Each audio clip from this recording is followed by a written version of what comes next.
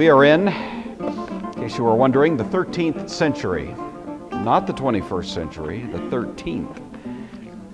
And we are spending 2 weeks in this century, the first of which was last week when we considered the life of Francis of Assisi, who is usually associated with the kind of middle of the Crusade era. The guy that we look at this morning is also a 13th century character. He was born about the year that Francis died, and this is a man by the name of Thomas Aquinas, who you've all heard of. Many Protestants have mixed feelings about Thomas because he is considered the chief architect of Roman Catholic theology. And so when you read Thomas, you may find things in there that don't quite set right with you as a Protestant. But I have to say, the reading I've done of Thomas, which isn't, a ton, but I've done some, I find that the bulk of what he says I like. He is a wonderful genius of the Christian faith, and I'm afraid he's gotten a little bit of unfair, poor treatment at the hands of Protestants. So I'm going to try to rehabilitate him a little bit this morning.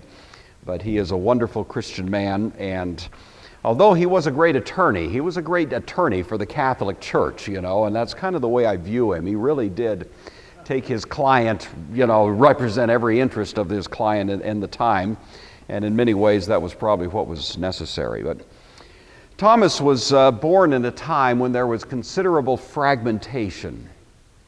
It was the end of the Crusades. There had been a lot of tumultuous upheaval in Europe, the effects not only of the Crusades themselves and kind of the political fallout of that, but also the diminishing credibility of the leadership of the church, challenges academically to Christian understanding from the Islamic world. All of them were producing a kind of disintegration, you might say, of a consolidated vision of things. And Thomas is really a fellow that comes in the midst of that and is trying to pull it back together. And so as I was thinking about Thomas and his contribution, it took my mind back to Paul's statement in Colossians, because I think this is in some ways what Thomas was trying to prove in his day. He was living at a time of some skepticism, when people weren't sure that you could always know the right answers, and where there was some kind of intellectual schizophrenia, where you could believe something theologically but disbelieve it, say, scientifically, an idea called double truths. And I think Thomas wanted to come with what he called, or what came to be called, I don't know that he called it this, the classical synthesis, meaning he wanted to bring everything back together in one great vision and realize that at the heart of all human understanding is Christ, that He is the core and root of all that we hold to be true, and that if we proceed from Him, we can never go wrong in understanding other areas of human understanding, whether it happens to be science or theology or philosophy or anything else.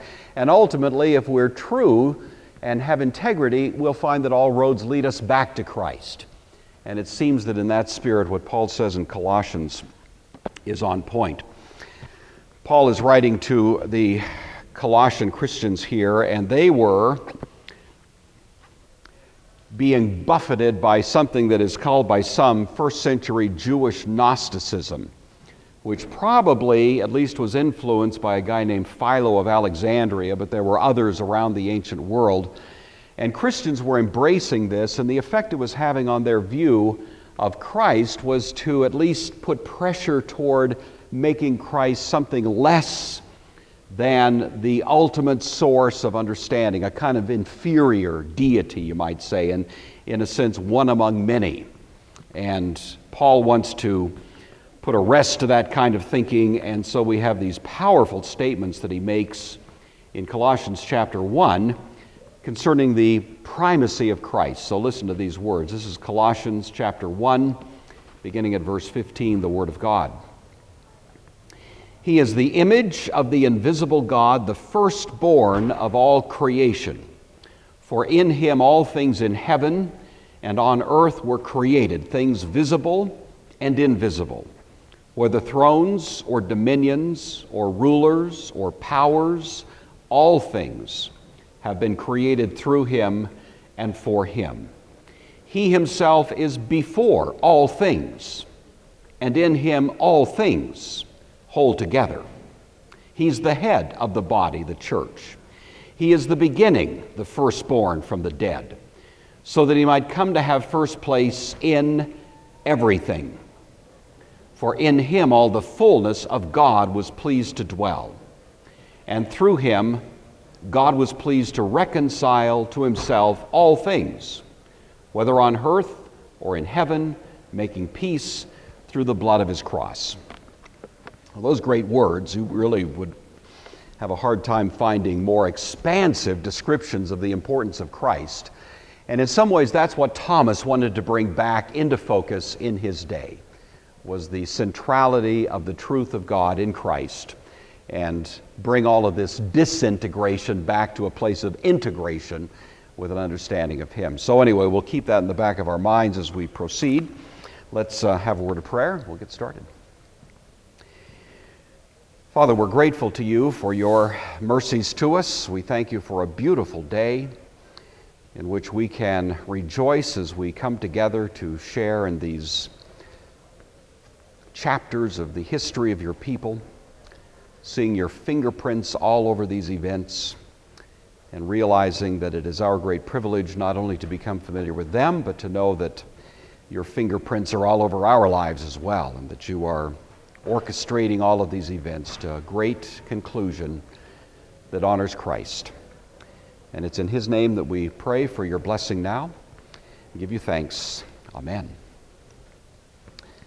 All right. So, 13th century. There's Thomas. My students at school think I'm old enough to have actually taken that picture, but I disclaim that. But anyway, he was born in 1225. We said last week that Francis died in 1226. So as I say, their lives just barely overlap. They certainly never met each other. Thomas Aquinas was born into an extraordinarily complicated time. And this is, I just want to say up front, everything that I'm about to say in the next 5 minutes or so is demonstrably false. Because it's a generalization, and you know how it is, right? All generalizations are false. But I think at least it's a stab at trying to describe some of the themes of this time. And this is tough to do, and I don't feel real good that I'm giving an adequate description, but at least it'll be something to work with as we try to frame the moment in which Thomas found himself laboring on behalf of the church and on behalf of the truth of God. It's the end of the period of the Crusades. We talked a couple of weeks ago about some of the effects of the Crusades. This, of course, was a combination of many things: opening contacts with the East, rediscovering some of the classical sources, bringing them into Europe. The trade was also producing a kind of new class of wealthy people, and there was at the same time, by virtue of the church's involvement in these and the kind of disintegrating credibility of the Crusades, a collateral disintegration of the credibility of the church and of the leadership of the church, and all of this was creating a sort of spirit at the time of some skepticism and some cynicism, you might say, in some quarters. So while the church still had a fair amount of prestige, there was at least underneath it a kind of sabotaging of that by virtue of this bigger world that now seemed to be created in people's minds. And this is the moment in which Thomas Aquinas comes along. The attitude probably you'd use to describe this would be skepticism in general, not overt skepticism, certainly not the kind of thing we find today, which is vastly more skeptical, but a kind of insidious skepticism that seemed to be infiltrating the minds and hearts of people. Feudalism was ending. In some ways, it was the plague that brought about the end of the feudal period, and that is certainly true. And then you think about a little more closely what actually is happening. Where did the plague come from? The plague came from towns. Towns were invented really toward the end of this period, because what happened was that contact with the East produced wealth, and the wealth was based on trade, and the trade took place at crossroads. And so these kind of famous medieval towns that began to develop that were not so much a part of the feudal world, you see. The feudal world was one of agriculture. But now you begin to see places where people are getting a living not by agriculture but by trade. And the trade is coming from contacts with the East. And they built these towns. They were wonderful places, but not very clean, you know. The sewage would run down the streets. I mean, from modern point of view, we would be horrified. But at the time, it seemed like kind of a step in the right direction. They didn't understand sanitation the way we do. And so the vermin in the city and so on, and the kind of crowded populations did create a sort of opportunity for these diseases to get going, especially the bubonic plague, of course, but other diseases as well. And they didn't necessarily appreciate all that was, you know, the causes of some of these things. The towns were called at the time free towns. And they were free because they would work out with local nobility what was called a charter. And the charter would protect them from certain encroachments of the local nobility and provide for them a kind of autonomy. So people who could make it to a town sometimes viewed that as escaping from virtual slavery. And so the towns tended to grow at this time, and the images we have of the medieval town, the fairs, the jugglers, the art entertainers, and all of that was sort of an innovation that came toward the end of the period of the Crusades. But as I say, it also created problems of its own. It did become a basis for some rising wealth. It became a basis for a kind of independent population, and it was in the towns that you begin to see the beginnings of what were called the medieval universities. So universities that became an educational system separate from the church. See, up until this time, education happened in the monasteries. But now free towns, born out of trade, begin to create their own educational apparatus that is not under the immediate supervision of the church, and therefore can entertain ideas while not openly hostile to the teaching of the church. Nevertheless, a little bit more academic freedom going on, a little bit more freedom to think about possible ways of viewing things that aren't exactly textbook Christian theology. And so the universities represent a kind of interesting venue for new ideas to be discussed. And that, of course, is immediately informed by these views that are coming from the East, classical, skepticism, the Greco-Roman, poetry, philosophy, politics, art, kind of the Islamic influence, which was critical of the Christian faith. All of these mixed together sort of found a hearing in the universities. And the scholars of the day began to do lip service to the Christian faith while at the same time entertaining ideas that would be quite different from traditional Christian understanding. That was called double truths. So you could affirm something to be true theologically, but at the point of science, we're not so sure it's true. You see, that idea. So this is going on, and all of this is creating a kind of atmosphere of a little bit of almost dishonesty, I guess you'd say, in the academic world. This classical humanism was producing a kind of skepticism along with it. And then you mix into this Aristotle's philosophy. The Islamic world had been fascinated with Aristotle for a long time. And part of the inspiration for their own scientific enterprises was their reading of Aristotle. They weren't reading the original Aristotle in Greek, but they were reading kind of translations of him, and even that was serving to give them an interest in nature and this world and science that was lost on the Christian West at the same time. So the Baghdad period, kind of the golden age of Islamic progress in science, left them, put them way ahead of, in a sense, the Christian world. Well, now all of that scientific advance is trickling in to Europe, and Aristotle is coming in. Aristotle was viewed as the great enemy because the Middle Ages had been dominated by Augustine, who was a Platonist.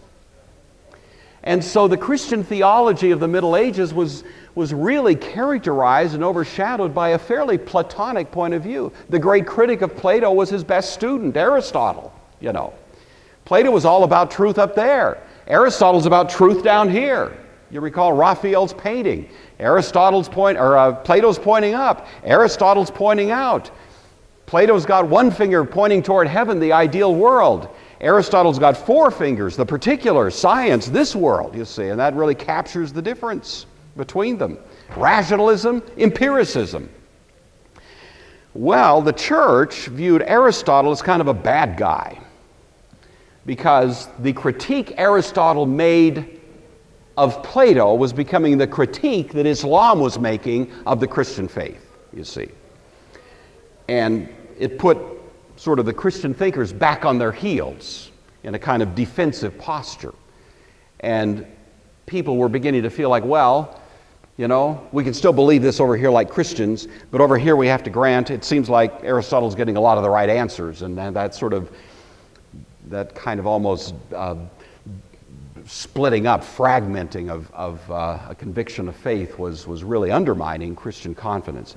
So this is the kind of thing that's happening. This is the world into which we find Thomas Aquinas appears. And he's really responding to it. What's called the classical synthesis is his attempt to say, wait a minute, all truth is finally God's truth. Scientific truth, metaphysical truth, theological, this worldly, that worldly, all of it is God's truth. And so the truth of the Trinity is part of a seamless continuum with 2 + 2 = 4. Science, all of these things find their heart in Christ. And that was really, in some ways, in a simple way, kind of the great challenge that he faced and the great effort that he put in. A little bit about his life, just for fun. He was born in Aquina, which is on Sicily, hence his name Thomas Aquinas. He was born of nobility. He was the 7th son of a guy named Count Randolph. And so he was born into that late feudal medieval period of time. He was born into some wealth, born in a castle, you know. He was brilliant. That was recognized quite early. And usually it was understood that if a kid was brilliant, that they were going to go into a religious career of some kind. And so really from a very early date, it was taken for granted that Thomas would be a monk. The expectation was that he would be a Benedictine monk because that was the most prestigious, well-recognized order of monks that was out there. Of course, the Franciscans were just getting started, and there were many joining them, but they didn't have the prestige yet. The Benedictines had been around for hundreds of years, and so it was more or less assumed that Thomas would enter a Benedictine order, and that was the plan, and he had no argument with it. He had a good education. But when he went to Naples, which was when he was 14 and was north on the Italian peninsula, he was exposed to a different order of monks. They'd been founded only about 50 years earlier by a guy named Dominic. The order was called the Dominicans. They were founded in 1170. And the Dominicans were an order of academic monks. They were really recognizing the challenge that was being faced by the church by virtue of all of these new thoughts that were flowing in from the East. And so the Dominicans were attempting to develop a kind of apologetic on behalf of the church. The Benedictines were known more for kind of their piety and their sort of monkish way of life, you know, and so on. Copying ancient manuscripts. And these guys were doing more cutting-edge academic work, really out in front, really meeting the challenge of the day. And Thomas Aquinas, with his brilliant mind, was really drawn to that kind of activity. So it created a bit of a crisis when he said to his parents, I want to become a Dominican. His parents were part of a wealthy family, and they had already made deals with the Benedictines, political arrangements, that their brilliant son, you see, would become not only a Benedictine, but eventually the abbot of Monte Cassino, which was the premier Benedictine monastery there in central Italy. And so when Thomas dropped that little hand grenade, they weren't very happy. But Thomas was determined, and at age 19, against his father was dead by then, but against his parents' or his mother's express wishes and the whole leaning of his family, he became a Dominican. Caused a huge disruption in the family. And he wrote shortly after these words, quote, When parents are not in such want that they have a great need of the services of their children, the children can enter the religious life without the consent of their parents, even against their expressed will, because, having passed the age of puberty, any free man has the right to dispose of himself in the choice of a state of life. Above all, if it is a matter of the service of God, it is better to obey the Father of spirits in order that we may live than the parents of our flesh. So, this was his response. Not the typical writings of a 19-year-old, but there it is. So he joined the Dominicans, and that did cause a bit of a crisis with his family. So much so that his mother actually got a couple of the older brothers of Thomas in on a little scheme to kidnap him and bring him back to the family home and beat some sense into him. So Thomas was there at this Dominican monastery, and they were watching like from the bushes, and every day he'd go out and get water or something. And so they were watching for an opportune moment, and that moment came one day, and literally they grabbed him.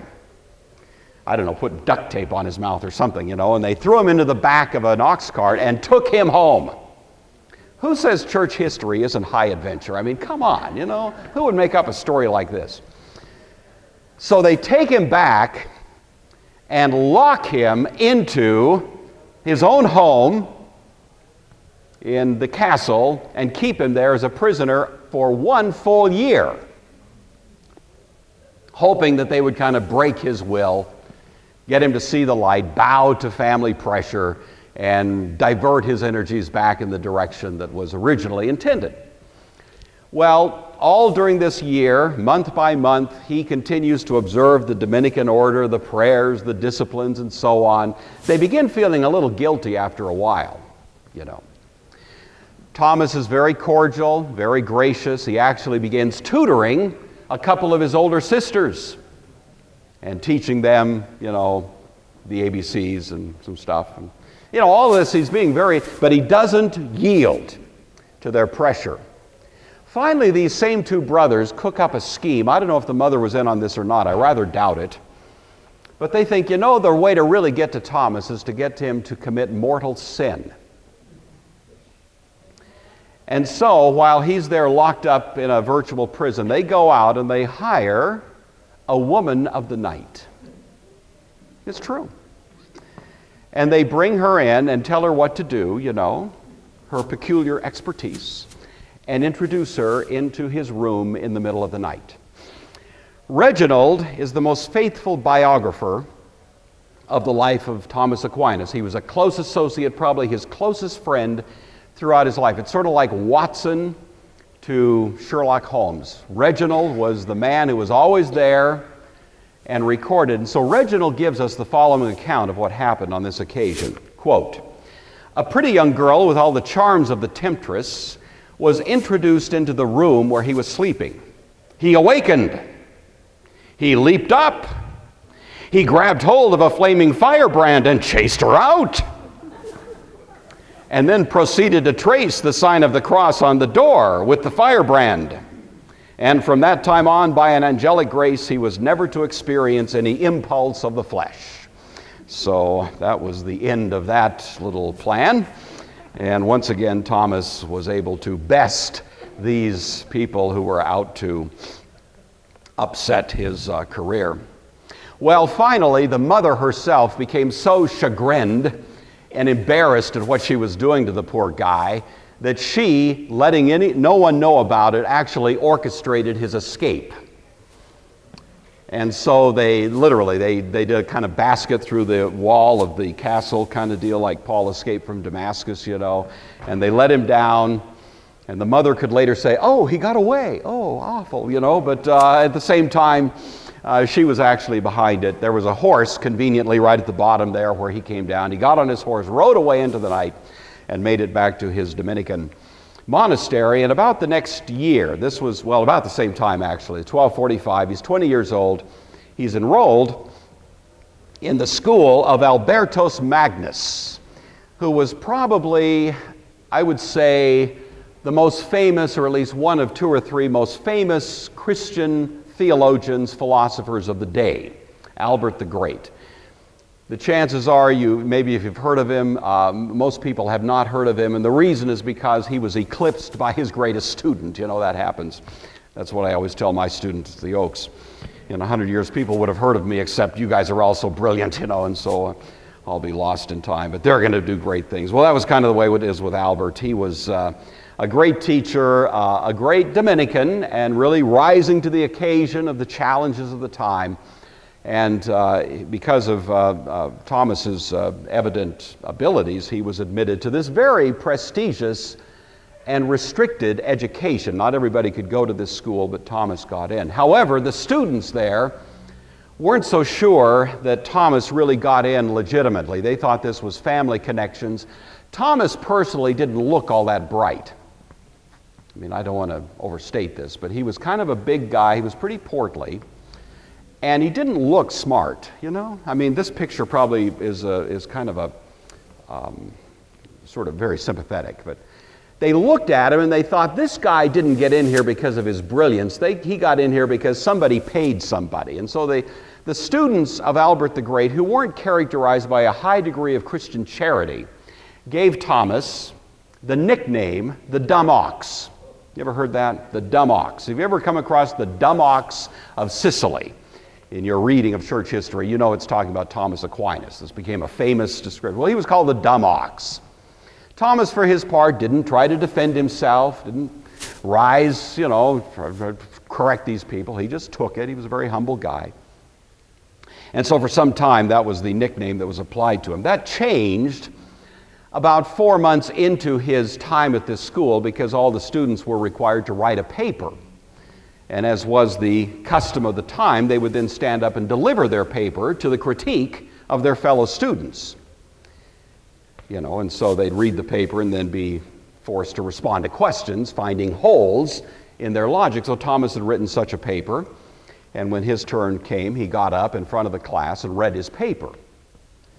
And of course, the students gradually, you know, had it dawn on them that this was in a different class entirely, that this kid was no ordinary mortal, you know, that he was reading with he was reading a paper written with such insight, such meticulous detail, such care, such intelligence that they were obviously dealing with someone of vastly greater intellectual powers than any of them had. So at the end of reading the paper, Thomas stands there politely waiting for the critique, for the hard questions. Nobody had a word to say. Nobody could think of a good question to ask. They were afraid to try. So after a polite period of time, Thomas wandered, you know, kind of lumbered back to his desk and sat down. At which time, Albertus Magnus, who was observing all of this, was said to have said words to this effect. Gentlemen, it seems to me that the bellowing of this, quote, dumb ox will someday be heard through all the world, you know. And at that point, the students realized how wrong they had been about Thomas, and he was quickly became one of the most highly esteemed and respected students there. And really that dominated, I would say, the rest of his career, realizing what a great contribution this was to the life of the church. At age 31, he was promoted to become a master of theology. That doesn't sound like a big deal to us. At the time, however, it was extraordinary. To be a master of theology was to be an official teacher of the church, sanctioned by the church. Usually, people were much older before they were accorded this particular honor. There was a church rule that required you be at least 35, but it was much more common to be quite a bit older than that. By special papal dispensation, Thomas was given this privilege at age 31. He didn't want it. He felt wholly inadequate to the task. He protested, but it was more or less forced upon him, and after some prayer and some tears, he finally assented to become a master of the church, which means from that point on, his responsibility was to give public lectures and be involved in education throughout the rest of his career, and that's really what he did at Mount Genevieve near the University of Paris. The bulk of his career was spent, really this was it, you know, publishing, teaching, writing, and meeting the challenges of the day, and so that carried him forth from that point. He was so brilliant, he didn't write, he published much, he didn't write any of it, he dictated So he would dictate to a secretary material that was so brilliantly written that even virtually the form that was dictated would be publishable. But what they found was they couldn't keep up with him. He would dictate so rapidly that one secretary couldn't take it down rapidly enough. And so actually he got to where he'd dictate to about 4 secretaries at once. But he would dictate on 4 different topics to 4 different secretaries at once. So it was, kind of bam, bam, bam, bam, bam, 3 or 4 sentences, then bam, bam, bam, bam, bam, 3 or 4 sentences, bam, bam, bam, bam, and then back to the first one, you see, and he'd always keep track of where he was. It's like these guys that play, 14 games of chess blindfolded and win every one of them. That's kind of what, this guy is just a transcendent genius. He's one of these guys that comes along every 300 or 400 years, and you're just awestruck at the brilliance of the man. And this was really the quality of intellect that Thomas had. So he published major works on major topics in his day that served in an immensely helpful way the church at that time, which was feeling, as I say, kind of knocked back on its heels a bit by the pressures that were coming from other forces. He, in particular, wrote a major commentary on Aristotle.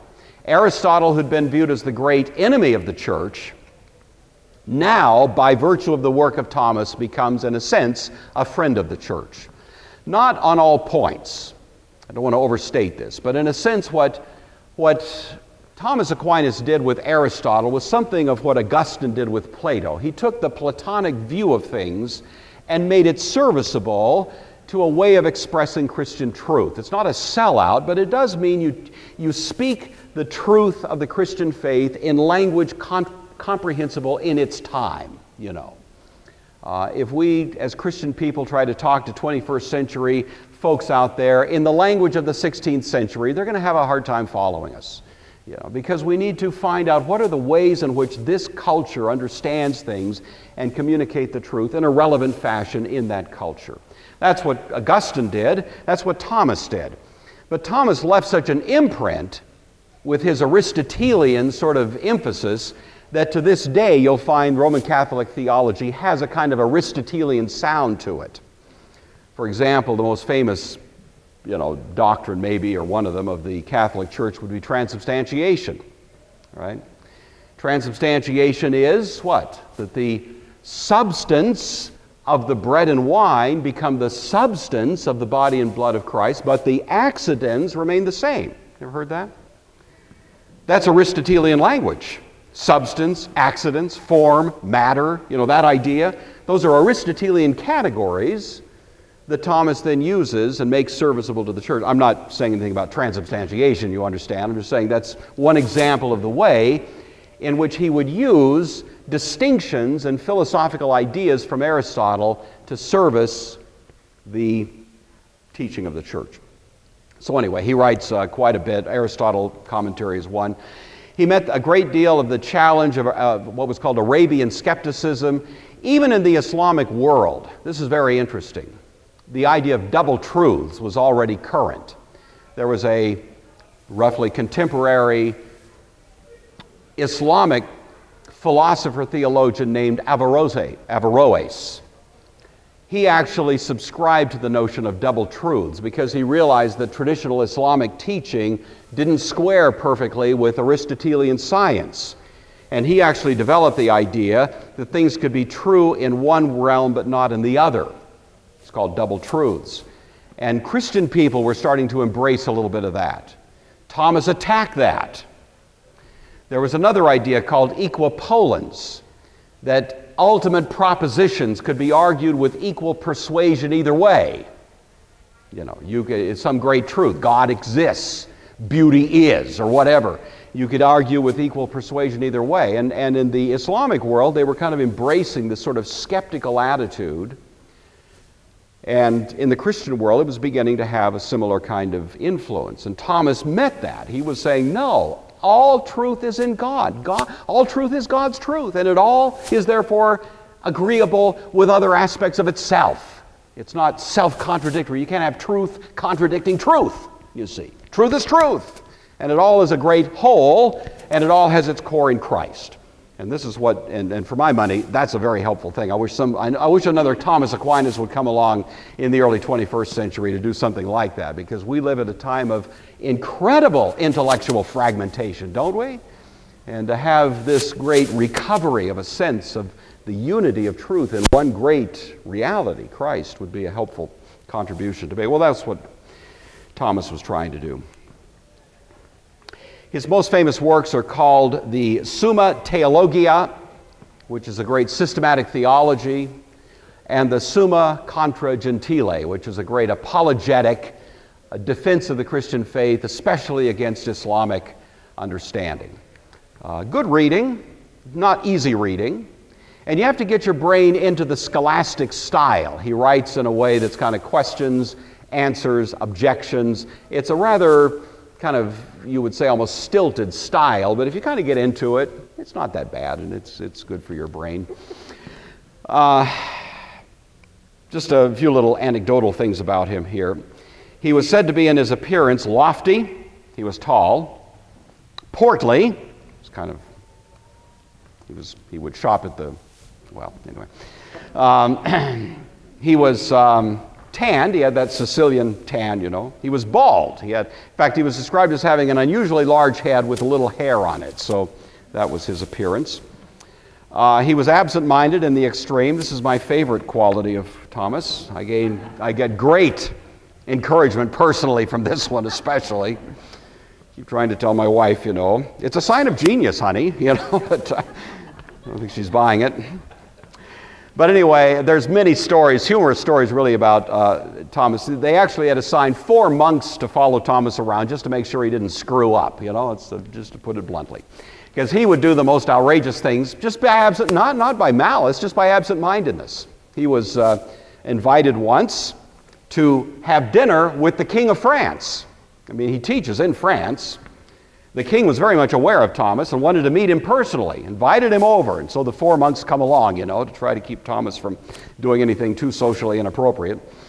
And so he's sitting there at dinner, and the king is trying to engage Thomas, the greatest genius in the world, in some kind of conversation, and Thomas clearly has his mind wandering. He's just not with it. And the monks are trying to kick him under the table. Thomas, would you pay attention to the King of France, for Pete's sake? You know. And finally, right in the middle of this, as Reginald tells the story, Thomas, whose hand was very large, just pounds it down on the table. Bam! And all the goblets go flying, and the silverware, you know, is jumbled around, and Thomas cries out and says, "I've got it! The clinching argument against the Manichaean heresy." Thomas, please, you know. And but the king actually, to his credit, realized this is the genius of the man. Immediately summoned a secretary to come in and take down dictation from Thomas about the clinching heresy, or clinching answer to the Manichaean heresy. So anyway, that was not every genius is absent-minded, but some are, and Thomas was one of them. He was kind of monomaniac in his love of and pursuit of truth. No diversions really in his life, no hobbies. No day, you know, his perfect world was just always staying on the task. Again, Reginald tells us one account where he was in the city of Paris, and it was kind of an exciting place to visit, and people would go there, and there'd be always kind of entertainments and that sort of thing happening. And so the monks took a day off and went down with Thomas, and Thomas didn't want to go, but sort of bowing to the peer pressure, went on this little excursion through the city of Paris. One of the monks was pointing out to him something, some novelty or some such thing that was of interest, and Thomas said to him, in truth, I would much rather right now be reading one of the commentaries of Chrysostom on St. Matthew than being here in Paris. You know, that was just kind of the way he was. He just wanted to be in his books and in his studies. And so that was really the nature of his life. He was a man of, I think, authentic, deep humility. I don't think he ever had a real sense of his own genius, kind of like sometimes a horse doesn't have a sense of its own strength. He was so preoccupied with his work and doing it right and doing it in a way that honored Christ that it wasn't like he ever reflected, wow, I'm Thomas Aquinas. You know, it's kind of, it wasn't. But there's one story in particular that I think is sort of interesting. There was an occasion where in the monastery that Thomas labored, kind of a junior grade monk was visiting from a different monastery who knew of Thomas Aquinas but had never seen him. And this junior grade monk was ordered by the abbot of the monastery to go into town, go into Paris, get some groceries, and bring them back for the use of the order there in the monastery, and to take one of the monks with you. And so this guy goes out. This would be like a buck private, or something. And the first guy he runs into is Thomas Aquinas, who's walking down the hall to his work. And of course, Thomas never wore any clothing that would indicate that he was anything more than another monk. And so this guy orders Thomas immediately to come with him into Paris to help, because he's a big guy, he can carry the load. And Thomas immediately obeys, doesn't protest. Says, hey, wait a minute, pal, don't you know I'm Thomas Aquinas? I've got work to do. And so he follows him into town, carries humbly carries, never says a word of protest, like this was just, what God had ordained for him that day. When this junior grade monk learned what he'd done, he was absolutely appalled, and you can imagine, to think that he had diverted Thomas Aquinas from his labors to do this, but this was kind of the way he was. He was just a man of very, very almost unaware of himself. He had quite a sense of humor. There's a story of Thomas on one occasion working away in the cubicle in this room, and as a practical joke, one of the other brothers goes to a window and looks out the window and says, "Thomas, come and look, there's a flying ox out here." Thomas gets up from his work, walks over to the window, looks out the window, no flying ox, walks back, sits down. At which time all the other brothers in the room just burst out laughing. "Thomas, how can you be such an idiot?" And Thomas said these words, "I would rather believe that an ox could fly than that a monk could lie."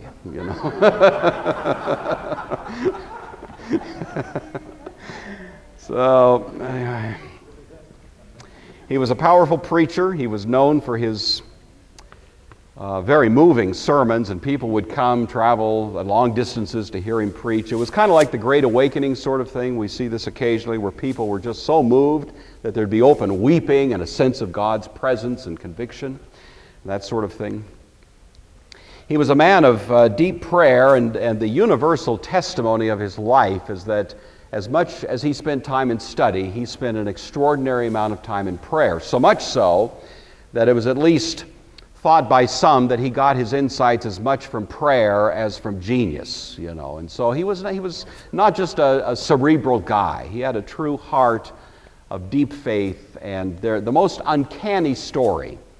And I pass no judgment on this. I'll just leave it to your assessment what to make of this, but it probably is the most famous incident, which really does kind of stand out, is again recorded for us by Reginald in the following words, quote, "An obscure passage had stopped him in Isaiah, and for a long time he fasted and prayed to obtain an understanding of it. And behold, one night Reginald heard him speaking." Reginald would always describe himself in the third person. Reginald heard him speaking with someone in his room. But when the sound of the conversation had ceased, Friar Thomas called him, telling him to light the candle and take the manuscript on Isaiah. Then he dictated for an hour, after which he sent Reginald back to bed. But Reginald fell upon his knees, saying, quote, "I will not rise from my knees until you have told me the name of him or of them with whom you have spoken for such a long time tonight." Finally, Friar Thomas began to weep, and forbidding him in the name of God to reveal the thing during Thomas's lifetime, confessed that the apostles Peter and Paul had come into his cell to instruct him on this passage. I don't know. I've never been visited, to be honest with you, by Peter or Paul, to my knowledge.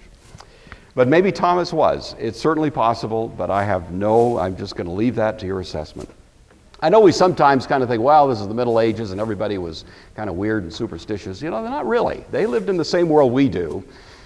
And Reginald is so faithful on so many points that it makes you take a text like this, which might be easy to dismiss as just kind of, legendary embellishment. And at least we have to think about it, but I don't know. I'm going to leave it there. Thomas, toward the end of his life, was celebrating Mass on one occasion and froze. just was paralyzed right in the middle of it. And there was this long, very awkward pause.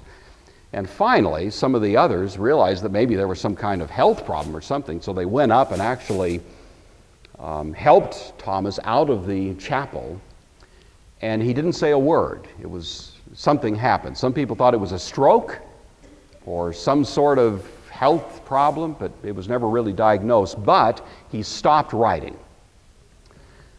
He stopped teaching. He just basically suspended all of his activity from that moment on.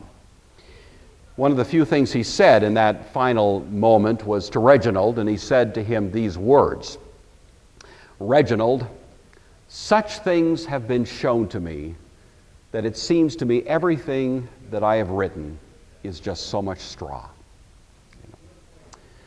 So it's a very intriguing statement, and who knows what that means. I've sometimes wondered, was Thomas like the Apostle Paul, caught up to the third heaven and saw things it's not lawful for a man to speak? I don't know.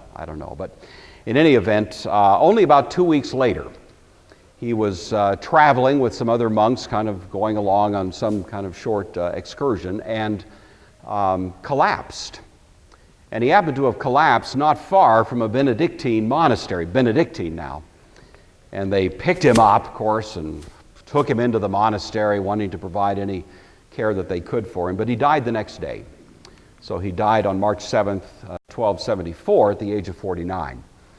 And it remains a mystery, of course, to this day exactly what. It was about 2 weeks in which he had just basically shut down. So that's the life of Thomas Aquinas. As I say, if there's any central theme that occurs to me, at least, as dominating his life, it was this desire to bring all truth, regardless of its character, scientific truth, philosophical truth, truth of art, truth of course, theology, all of it, to bring it, in a sense, under submission to the authority of Christ. That seems to have been the driving force in his life. And of course, when he was a man of such genius, could make a lot of headway in making that point and having that kind of effect. It does occur to me that whether we happen to be a genius or not, it's a worthy quest. And when Paul says that he's the image of the invisible God, the firstborn of all creation, all things are held together by him, it's a good reminder for us.